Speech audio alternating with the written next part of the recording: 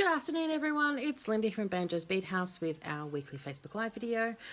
Today I thought I'd have a bit of fun exploring with linked beads and beaded chains and rosary beads using the one-step looper. We demonstrated it a few weeks ago doing a single top loop, but I thought I'd show you guys how we can do the double loop and create chain links.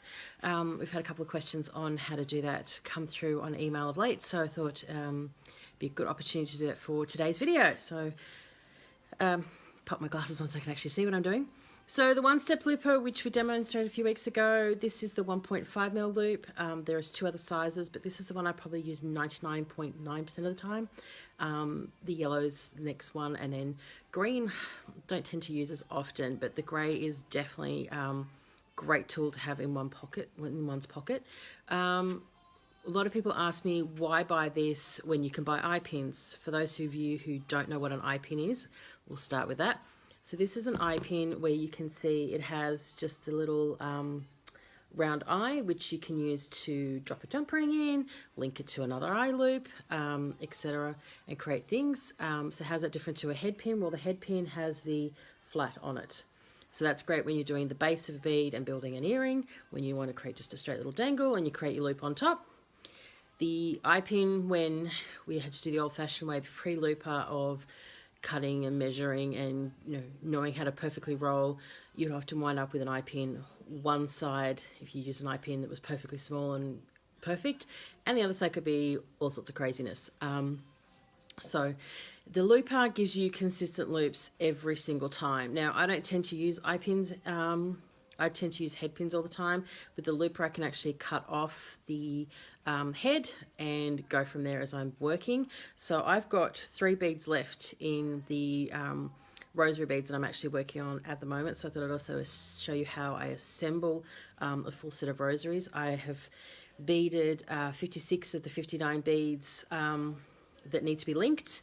I've already done my decade runs. So for those of you who aren't familiar with a rosary, it's basically 5, 10 decades of beads, and you're dealing with them with 6 father beads, which I've got with this, and then you've got another 3 little beads, which is what I'm going to be looping, which go in the bottom drop with your cross from the base of the rosary center.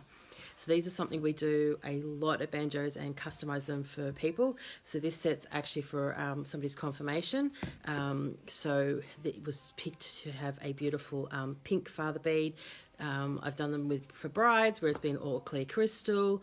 I've also done them where they're multicolored, and they're very, very customizable and not that hard to make once you know how to do it. And the looper certainly saves you a lot of time, but it does take time to link all those individual beads and then do all the join work and things like that. So there is a little bit of work in them. So I might tip you guys down, see how the tripod goes. It was giving me a little bit of trouble beforehand, but we'll tip you down so you can actually see me as I link my last 3 beads, showing you the looper, how you can do double loops.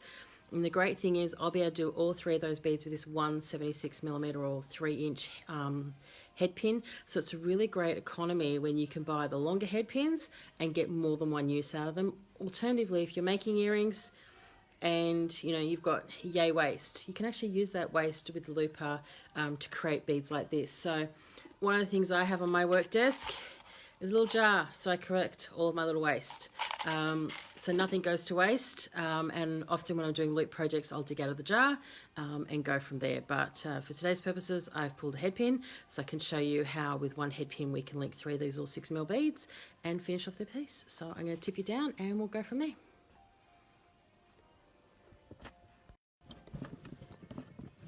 Excuse my very, very messy work surface there. Okay, so hopefully the camera does not drop too much further than that. Yeah, it's going to do what it wants to do. So I am working on my bead mat. Oops, no, it's dropping. Thought this might happen. So we'll just see how we go getting it to hold itself upright. Okay. I am actually looking into another camera at the moment, so which might improve this for future videos, but for today we'll just... Sorry about that. I managed to turn my phone off in the process of trying to move my camera. Clearly not having a great technical day today. So we might go with that and stick you guys on the side where you can at least actually see what's going on and some of my mess as well. So on my mat, I've got the 3 beads left that I've got to loop. I've got the 6 father beads that I've already looped, my rosary center and my cross, and some jump rings to complete it all when we're done. So I've got my 5 decades already looped, so I'm just going to actually move them out of the way here for the moment. And as I said before, I have my 1 head pin. So with the head sitting here, I'm actually going to set that into the looper. Now with the looper, this side here is the cutter. This side is actually where you rest your beads up against, and of course your curl's going through here. And there is a hole here. Just kind of can't get that to visualize in camera. There is a hole here, so as you are threading through, your wire will pop out. So you can see that hole's just there. Okay, so we're going to get cutting. So I've just got my first, there we go, I think you guys can see that. I've got the head just caught just with the cutter there. That's a better angle. And I'm just going to squeeze the looper together. It's going to come round. I'm just going to give it a slight little bend there and release. And what you'll see is I've created an eye pin from a head pin. Now how does that compare to our eye pin? It's fairly consistent in size. So you could start this project using long eye pins and keep working. I just personally prefer to start with head pins because it's usually what I have lying around, and they're always with me. So we're just threading a bead on. So now the step is exactly the same as if we're working with our head pin doing an earring or anything else. We're threading the looper, the wire through. And as you can see, as I start to bend, we'll be cutting here. Oops. Trying to get that into screen. We'll be cutting here and creating the loop here against it. So I've got the bead nestled right up nice and tight and just squeezing that off. And I'm just going to free my wire.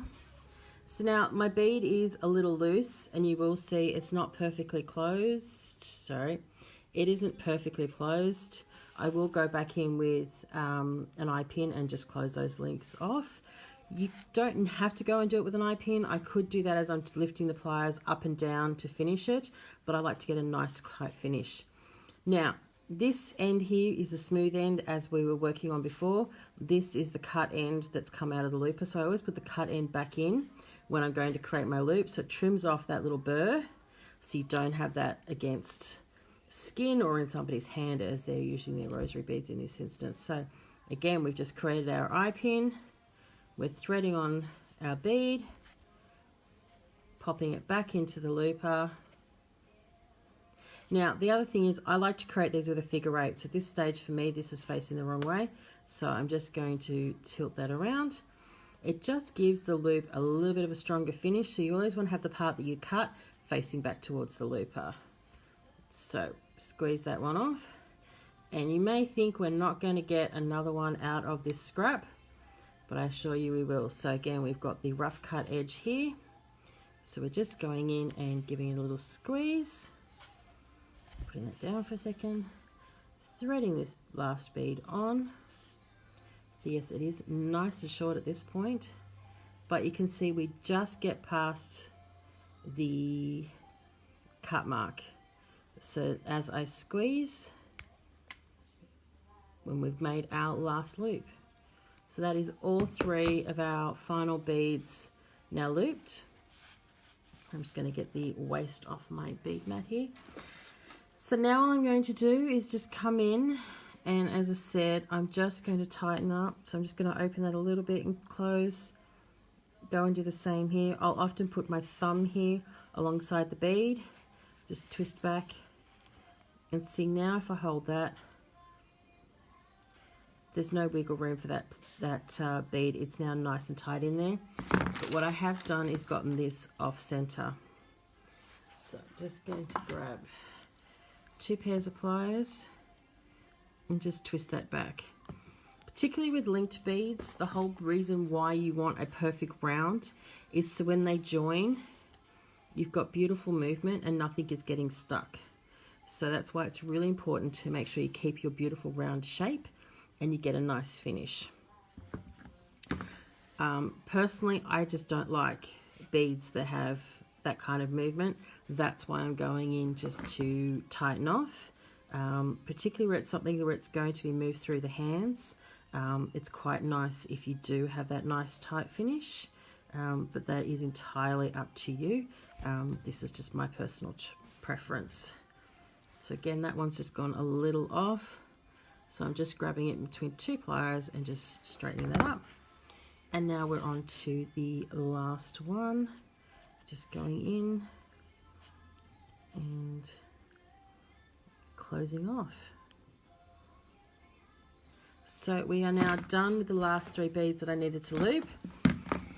So now the looper is done and it's all down to, at the moment, a pair of chain nose or bent chain nose pliers. So all I'm doing is lifting that little loop up, threading the next bead on and twisting that close. So you can see now I've got 2 beads joined together, and that's the start of building our little run of 10. Now, whilst I'm making a rosary, you can do beaded chains exactly the same way. So if you want to make a, you know, a nice feature in a necklace, or create, a really dramatic linked piece, it's exactly the same process that we've just been through, of putting a loop on either side of your beads and threading back through like this until you create the length of chain that you're actually after. So whilst I was talking to you, what I've actually now done is build the bottom drop of my rosary. So there's the 3 Marys and the 2 Fathers. So I will come along in a little bit and we'll add our rosary center and our cross to the bottom here, and that's the bottom drop then of the rosary, and the rest of the decades go around the loop here.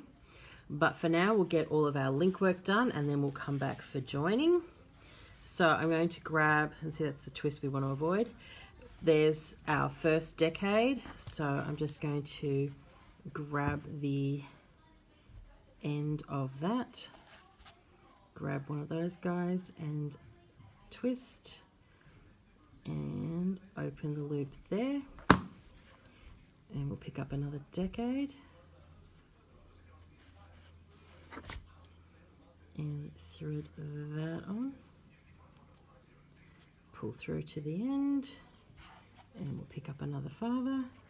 So on the main part of the rosary, you have 5 of these 10 decade runs, and you have 4 Our Fathers connecting them. Hello, Miss Karina, and hello, Miss Tanya, who's also watching. Nice for you to join me this afternoon.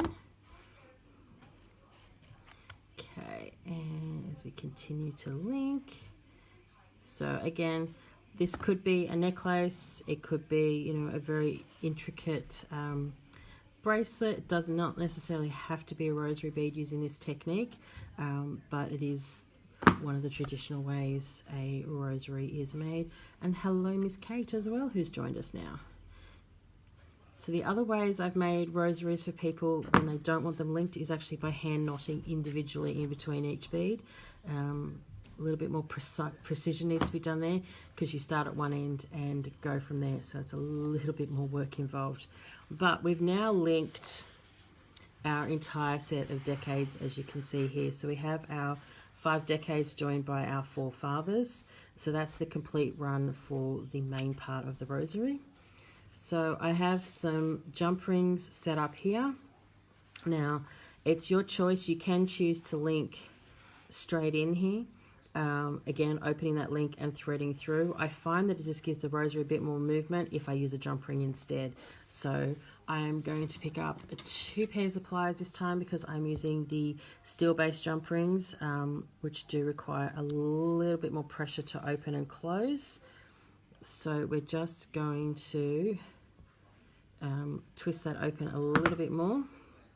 I'm going to pop the rosary center on and thread on one end of the decade run and twist that close, and then literally switch sides. I'm just going to get my jump ring up first. So we have jump ring, which I will get open, and we're threading our rosary center on, so I'm just going to switch hands for that one, and dropping our decade onto the other end, so you can see our full decade run is now linked to the rosary center. And we'll just twist that jump ring closed. So we're nearly done with making our rosary. So we're just going to pick up a third jump ring now, and this is going to go to the bottom here, and thread on our farther link here. Now, you don't necessarily have to just link the beads straight onto themselves when you're making a rosary. Often we will link in chain in between. That comes down to individual design preferences. There's a number of different ways to make rosary beads, and indeed there's a number of varieties of prayer beads as well, but they can often be made fairly similarly. The important thing to remember is you want your cross to face in the same direction as your center here. So it's just a matter of making sure we line all of that up. So I know that the jump ring is going to sit here in between these two links. So I'm going to pick up my cross, pick up my center, and twist that close again. And we have now finished our rosary beads. Hello, Miss Kelly. Glad you could join us after work. And that is appearing that I've actually got that lined up okay. These guys will twist around, but that is our beautiful Swarovski crystal rosary for some lucky girls confirmation. But yeah, it's fairly simple to make once you get the hang of doing your double loops, which is what we started with demoing on the little fathers here on the video today. Start to finish from collecting the beads can take me about anywhere between an hour to 90 minutes to get one of these completely finished. So it is a lot of time investment in making a rosary, but it is stunning when you get the entire piece finished, and it's well worth the effort. It is a stunning gift to share with somebody on a special occasion in their life. So that's it from me this week. I am busy loading in some new stock at the moment. I've got half of the Starman delivery that turned up set up, so there's some beautiful new seed beads to go and look at in the Toho section of the website at the moment, including some stunning rose gold that I really want to play with. And Beaded turned up this afternoon, so there's some new wire and elastic and a host of new tools that will be going up over the next couple of days as well. So lots of fun new things coming in, and I look forward to seeing you all this time next week. Bye for now.